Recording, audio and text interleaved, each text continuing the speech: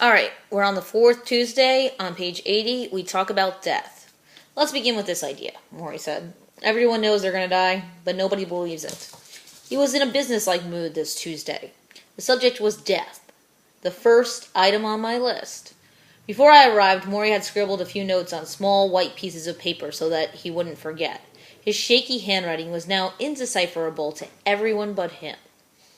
It was almost Labor Day, and through the office window I could see the spinach-colored hedges of the backyard and hear the yells of children playing down the street, their last week of freedom before school began.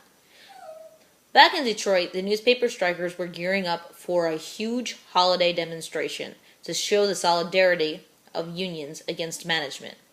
On the plane ride in, I had read about a woman who had shot her husband and two daughters as they lay sleeping, claiming she was protecting them from the bad people. In California, the lawyers in the O.J. Simpson trial were becoming huge celebrities. Here in Maury's office, life went on one precious day at a time. Now we sat together, a few feet from the newest addition to the house, an oxygen machine. It was small and portable, about knee-high. On some nights, when he couldn't get enough air to swallow, Maury attached the long plastic tubing to his nose, clamping on his nostrils like a leech.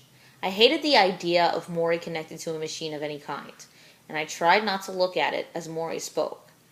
Everyone knows they're going to die, he said again, but nobody believes it. If we did, we would do things differently. So we kid ourselves about death? I said. Yes, but there's a better approach. To know you're going to die and to be prepared for it at any time. That's better. That way you can actually be more involved in your life while you're living. How can you ever be prepared to die? Do what the Buddhists do. Every day have a little bird on your shoulder that asks, is today the day? Am I ready? Am I doing all I need to do? Am I being the person I want to be? He turned his head to his shoulder as if the bird were there now. Is today the day I die? Maury borrowed freely from all religions. He was born Jewish, but became agnostic when he was a teenager, partly because of all that had happened to him as a child. He enjoyed some of the philosophies of Buddhism and Christianity, and he still felt at home culturally in Judaism. He was a religious mutt, which made him even more open to the students he taught over the years, and the things he was saying in his final months on earth seemed to transcend all religious differences. That death has a way of doing that.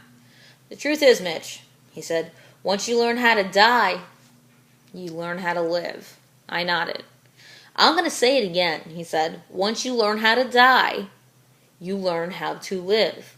He smiled, and I realized what he was doing. He was making sure I absorbed this point, without embarrassing me by asking.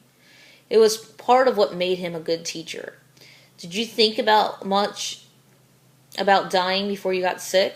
I asked. No, Maury smiled. I was like everybody else. I once told a friend of mine in a moment of exuberance, I'm going to be the healthiest old man you ever met. How old are you? In my 60s. So you were optimistic. Well, why not? Like I said, no one really believes they're going to die. But everyone knows someone who has died, I said. Why is it so hard to think about dying? Because, Maury continued, most of us walk around as if we're sleepwalking. We really don't experience the world fully because we're half asleep doing things we automatically think we have to do. And facing death changes all that? Oh, yes. You strip away all that stuff and focus on the essentials. When you realize you're going to die, you see things, everything, much differently. He sighed. Learn how to die and you learn how to live.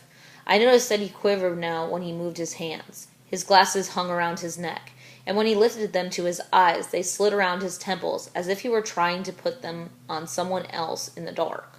I reached over to help guide them to his ears. Thank you, Maury whispered. He smiled when my hand brushed against his head.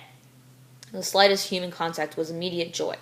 Mitch, can I tell you something? Of course, I said. You might not like it. Why not? Well, the truth is, if you really listen to that bird on your shoulder, if you accept that you can die at any time, then you might not be as ambitious as you are. I forced a small grin. Alright, I'm going to stop there on page 84 and continue on 84 in just a second.